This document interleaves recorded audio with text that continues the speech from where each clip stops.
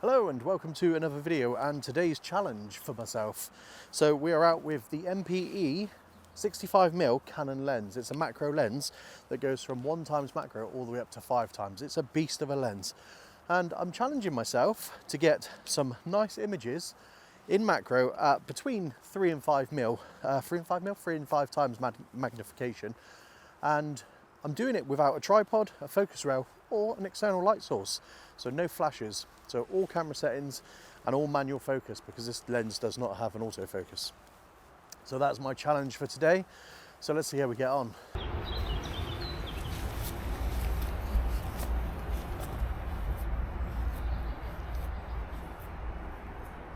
So as with all my videos, I do try and get insects with my macro.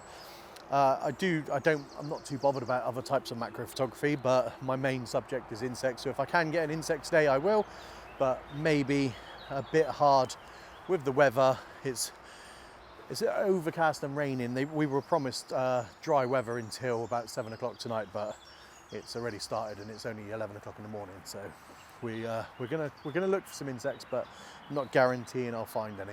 So I've just come to an old fallen down tree, and I think this might yield some results because things like decaying things, they like living in things, and it might be easier to get a shot here. So I'm going to try and see if I can find anything that's worth shooting. So just drop my glasses.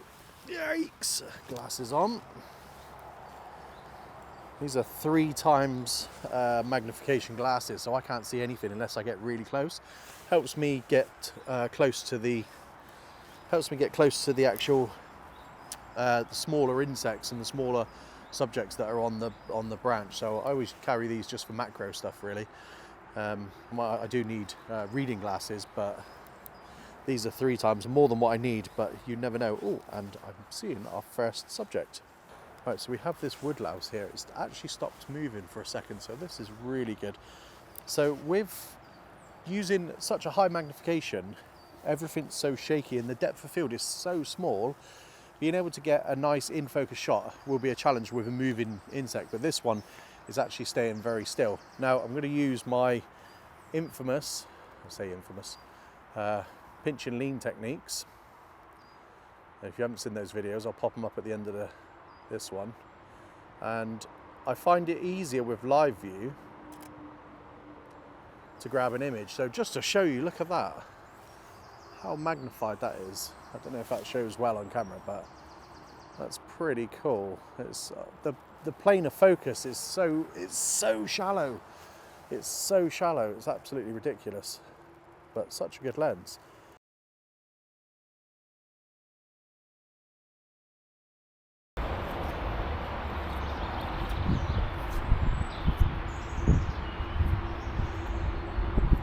So just something to think about, if you do intend to buy a 5x macro, then you really do need to be into macro photography. And it sounds a bit of a stupid thing to say, but with a 100mm macro, you can use it as a portrait lens, or you can use it as an ordinary lens. It's just a 100mm focus distance.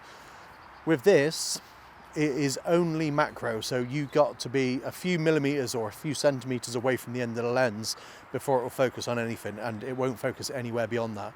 So you've really got to be into your macro, but definitely worth it if you are.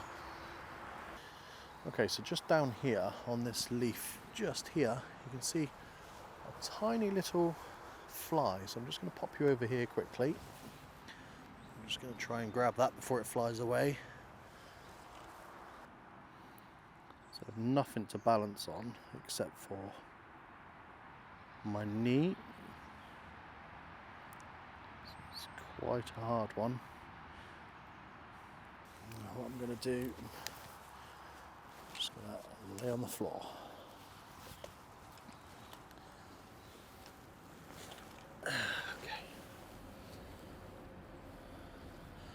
One thing I find that's quite tricky is just knowing, because it's such a small focal plane, it's finding the right place you're focusing on with the lens. I could be completely missing it like I am. I can't see anything. I think that might be it. That might be it there. Yep. It keeps turning its back on me. which is weird because normally they look at you to see what you are and what you're doing. Oh, stay there, stay there. Stay there, stay there, stay there, stay there. Perfect, stay there, stay there. Don't move, don't move, don't move, don't move. Can I get it? Come on. No. The focus is ridiculous. It's such a small plane of focus that it's moving, the leaf's moving, I'm moving. Happy subject, stay still for a minute.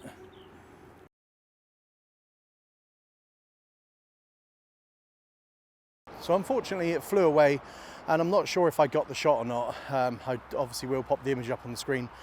It's so hard to get that focus plane. It's so narrow, and with everything moving, with the leaves moving and blowing in the wind, the fly was moving around, and obviously the shake from me is magnified. So if I can show you the shake on here. So just as you get your focus, just trying to hold it still. You're moving, every tiny movement is magnified, obviously 5 times. And yeah, it's quite hard, but I'm enjoying it. It's good. It's a good challenge. So the lens itself is actually pretty cool. It shrinks down to a nice compact size, but then once you open it up, it's absolutely humongous. So quite a cool little lens. It's designed to let in quite a substantial amount of light, and the lens glass they actually use on this is designed to stop the chromatic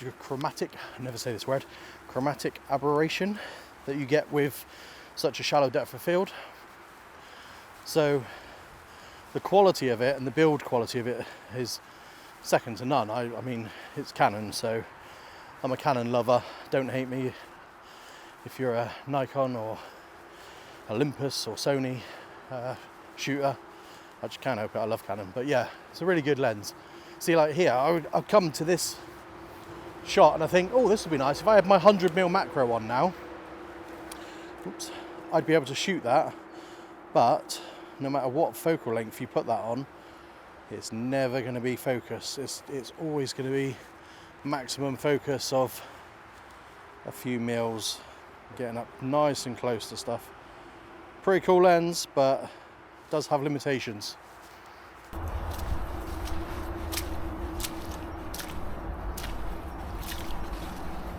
sure what this is, but something moving around on there every so often. It just keeps moving, so let's see what that is.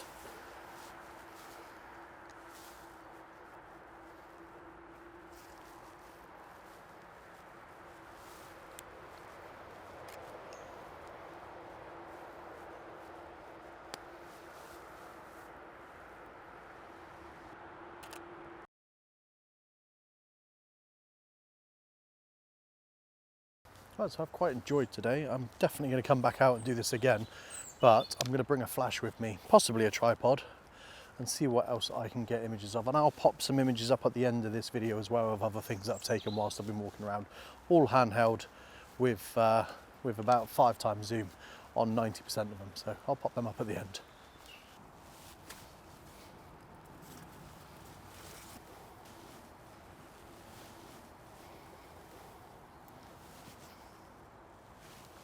Just kidding. Just come across this little spider here, and I don't know, but it's got a little bit of a red back to it. I'm not sure what type of species it is. It's just so windy at the moment, but I'm trying to find the focal plane on this.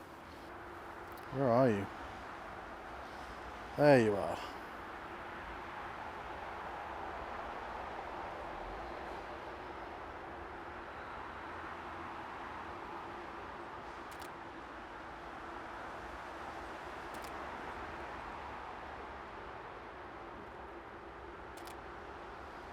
Oh, was that an eye shot?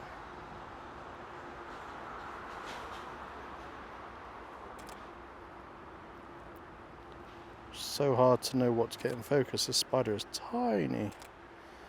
Eye shot is that? Oh, could be. Cramping my hand up, holding that so hard to grip that, to have the grip and do this one-handed. But hopefully that was quite a good shot. I'm quite pleased with that.